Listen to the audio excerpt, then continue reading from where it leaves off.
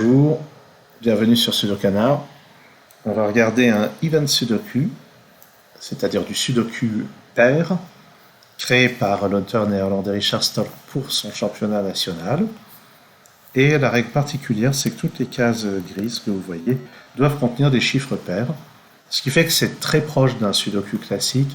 C'est ce qu'on pourrait appeler un pencil mark Sudoku, c'est-à-dire par exemple dès le début, je sais que ça c'est un 2 ou un 6.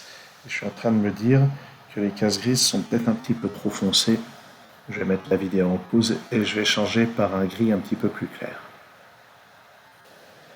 Voilà, je pense qu'on verra les pencil marks un petit peu mieux de cette manière-là. Comme je disais, c'est comme si on disait, bah, dans ces cases, il y a que certains candidats, par exemple, il n'y a que le 6, il n'y a que le 6 et le 8, etc. Et après, c'est juste du sudoku classique. Alors, on peut voir qu'on peut peut-être faire les choses de manière un peu plus élégante. En particulier, les cases grises excluent les chiffres impairs. Et quand je vois ce 1 ici qui exclut les cases et ce 1 qui exclut cette case, on sait que cette case est exclue aussi puisqu'elle doit contenir un chiffre pair. Donc ça me permet de placer un 1 dès le début par ici, puis un 1 par là. Bon, on va voir si ça fait vraiment gagner du temps.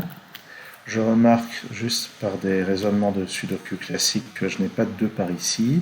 Le 2 qui est ici exclut la case, donc j'ai un 2 par ici. Et vous voyez que ce n'était même pas la peine de griser cette case, vous pouvez avoir ce 2 dès le début. Ensuite, est-ce qu'on a comme ça des déductions un petit peu simples sans se lancer directement dans les candidats?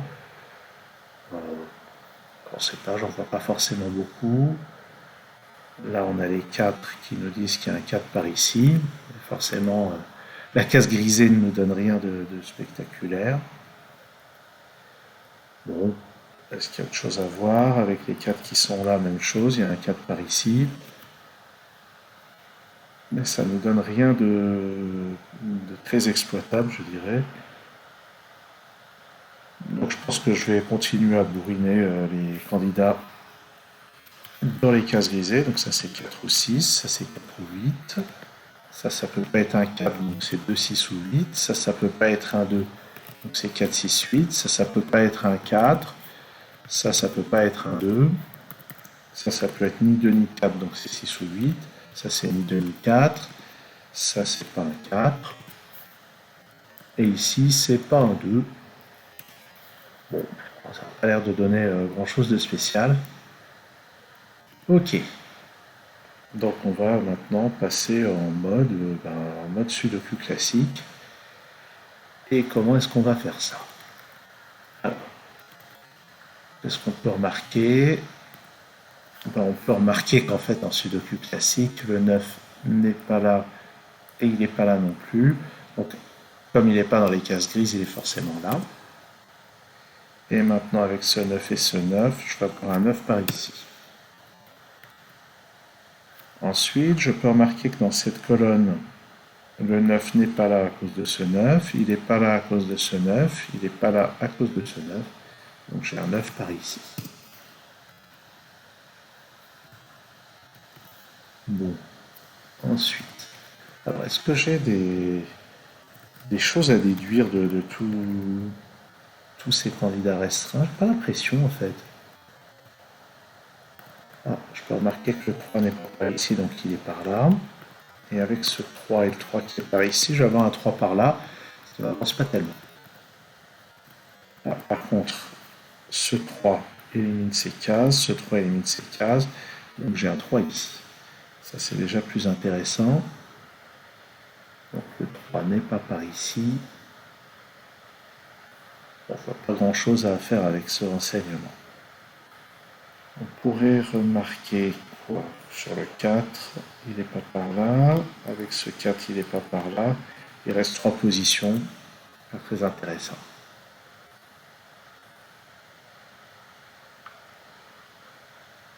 Est-ce qu'il y a une ligne comme ça ou une colonne dans laquelle on a dès le début toutes les positions des chiffres pairs? J'ai pas vraiment l'impression.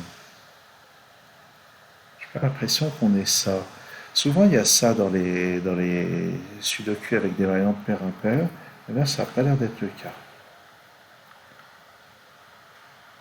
Ok. Ah, j'ai raté ça. Les 5 qui me permettent de placer un 5 ici. Et avec ce 5 et ce 5, je sais que je vais avoir un 5 par là vers le bas. Avec le 7 et ce 7. Ah bah en fait j'ai un 7 ici. Et ça pousse le 5 dans la case du dessous. D'accord, donc il y a vraiment des choses avec les chiffres impairs, malgré ce que je semblais croire. Ce 7 maintenant rebondit verticalement, pour dire qu'il y a un 7 par ici. Et si je regarde le 9 dans cette colonne, il n'est pas là, il n'est pas là à cause de ce 9, il n'est pas là à cause de ce 9. Donc le 9 dans cette colonne est ici, et ça pousse le 7 juste au-dessus. Maintenant avec ce 9 et ce 9, j'élimine toutes ces cases, donc je peux placer un 9 ici. Ça élimine cette position pour le 9, ça permet de le placer là. Et ce 7 vient ici. Donc, oui, en fait, c'est un jeu véritablement sur la position des chiffres impairs. Donc le 7 n'est pas par là, il n'est pas par là, il n'est pas par là, donc j'ai un 7 par ici. Qu'est-ce que j'ai sur le 5? Il n'est pas par là, il n'est pas par là, ça m'aide pas beaucoup. Ah, par contre, le 5 n'est pas là, il n'est pas là, donc j'ai un 5 ici. Donc le 5 n'est pas par là, il n'est pas par là, il n'est pas là. Donc il est dans une de ces deux cases. Bon. Alors, est-ce que j'ai quelque chose à faire avec ça? Le 5 n'est pas là ni là, donc il est dans une de ces deux cases. Et dans ce bloc, le 5 n'est pas là.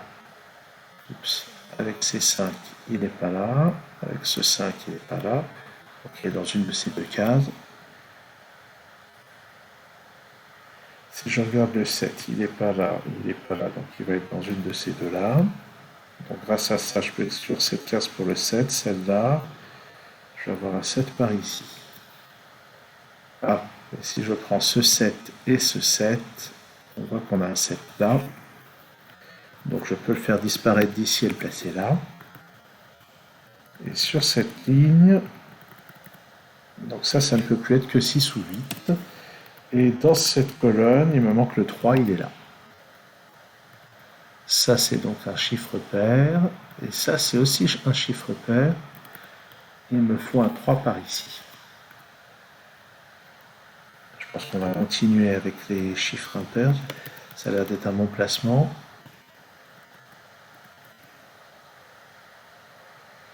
Ou peut-être pas. Dans cette colonne, il me manque un 3. Il est là ou là. Ouais, j'en sais pas plus pour le moment. Dans ce bloc, le 3 va être ici ou là. Qu'est-ce qu'on a par ici? Ah, le 9, il n'est pas par là, donc il est par là.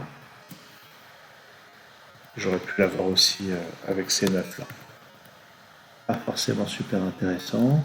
Le 1 est exclu de cette position et de celle-là, donc j'en ai plus que 2 pour le 1. Par ici, ben, j'ai pas beaucoup de restrictions pour le 1.